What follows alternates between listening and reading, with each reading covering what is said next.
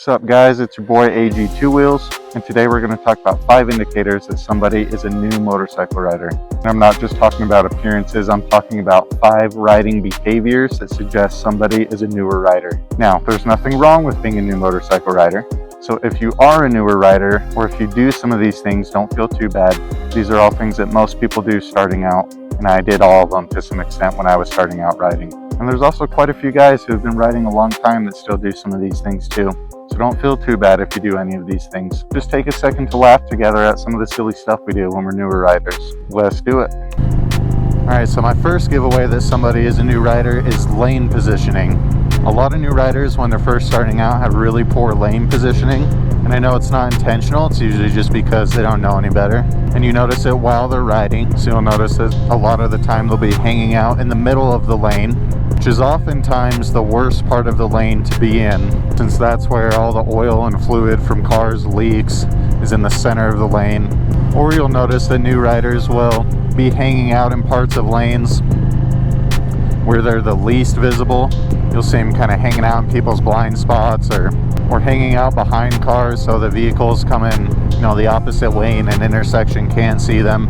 It seems like anytime I bring up lane position, a bunch of people online freak out and say, well, I'm not counting on anybody to see me. Lane position don't matter. Yeah, I'm not counting on anybody to see me either, but I'm also not trying to hide from everybody on the road with my lane positioning. So yeah, lane position is oftentimes a big giveaway. Another big giveaway is people's feet. If any of you guys watching this are feet guys, don't get weird on me. But there's a few things riders can do with their feet that suggest to me that they're a new rider, or that they're still getting the hang of things. They'll either do the wings while they're riding, so their feet hanging off the side like that. Looks like they might get some lift if they were to crank on the throttle really hard. See them do the duck walk a lot of the time at lower speeds. So they'll be walking the bike even though they're going like 10 or 15 miles an hour already, sometimes even faster. Or they'll drag their feet across the ground when they're first taking off. And newer riders, when they're, taking off from a stop position, a lot of the time they'll kind of duck walk the bike as they get going. And you'll see newer riders too, when they come to a stop, they'll put their feet down really early before the motorcycle's even stopped. Guys that have been riding for a while or who are really comfortable on their bikes, they don't put their feet down till they come to a complete stop. As soon as they get going, they pick their feet up. That's why you have floorboards, man. They're for your feet.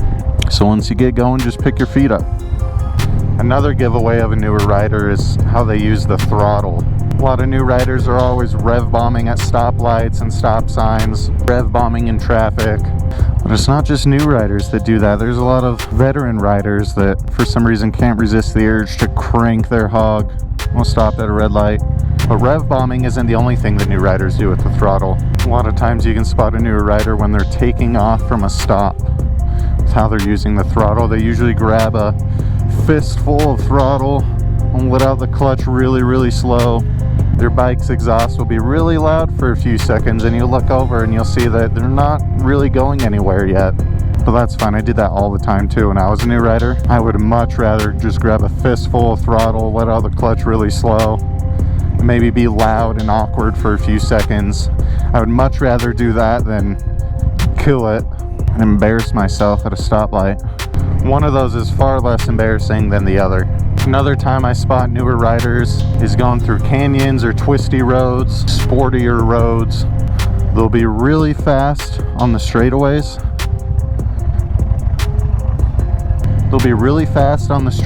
And then basically parked in the corners. Newer riders will go way faster than you should on the straightaways, like trying to show off fast. And they'll be camping in those corners, 0 lean angle, 0 skill. You know what? Hey, that's probably a good thing. I'd much rather you go slow in the corners than wreck your shit trying to do something you don't know how to do. But it's just funny to see such a drastic difference between the way they handle the straightaway and the turn. Like if you want to go slow the whole way, that's fine. You want to go fast the whole way, that's fine. The difference between the two is always funny to me. Going fast in a straight line isn't hard. Anybody can do that. Which brings me to my last thing. My last giveaway of a new rider. And I think true riding skill doesn't come out at high speeds, because like I said, anybody can just twist the throttle and go in a straight line. And the faster you're going, the more that the bike wants to stay up. True riding skill comes out at the low speeds. And the way you can really see who's comfortable on their bike is when you have to do low speed maneuvers through a parking lot or doing a U-turn on a narrow road, making tight turns, especially from a stop. That's where a lot of that riding skill comes out. And it's not just new riders that struggle with that. A lot of experienced riders struggle with low speed turns and maneuvers. It's something that I for sure would like to get better at. I see those videos of the riding coaches, or sometimes they're like motorcycle cops, but they do those courses set up in like the parking lots with all the orange cones. And they do all the crazy U-turns and figure eights and weaving in and out of really tightly spaced cones. Like, I think it'd be super cool to be able to do that stuff. But low speed maneuvers are tough, dude. I think a lot of motorcycle riders would start sweating if you told them they had to demonstrate how to do like a tight U-turn or something. You just got to learn how the clutch works, learn what the friction zone is, and then lead every turn with your eyes and your head. Bike will go where your eyes go. Yeah, so let me know what other things I missed that would indicate somebody's a new motorcycle rider. And again, if you do any of these things, it's okay. I'm not saying you're a bad rider or anything. These are just some things that I thought were a little bit funny. And as always, if you're new to the channel, if you could do me a huge favor and hit the like or the subscribe button, that would be awesome. Drop a comment or something down below. Man, this is the first video I made in a while where I'm not sweating my balls off by the end of it. But anyway, till the next one, guys, peace out.